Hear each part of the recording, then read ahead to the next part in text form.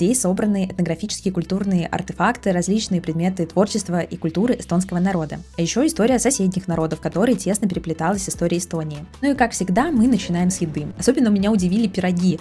Один с селедкой, другой с помидорами и коду-юстом. Вот что значит Национальный эстонский музей. Такого я еще раньше не видела. Здесь всегда есть предложение дня всего за 8 евро и бесплатно подают вкусное взбитое масло и хлеб. Выставочная площадь музея самая большая в Эстонии, более 6000 квадратных метров. Коридоры с экспозициями кажутся просто бесконечными, так что здесь реально можно провести целый день. Мы были в музее около 2-3 часов и успели посмотреть только главную экспозицию. На минус первый этаж у нас даже не было времени спуститься. Ну, я бы сказала, ни времени, ни сил. Музей мне очень понравился, я узнала много интересных фактов, он такой же интерактивный, здесь можно понажимать какие-то педали, послушать, как говорят в разных частях Эстонии. Ставлю этому месту 10 из 10.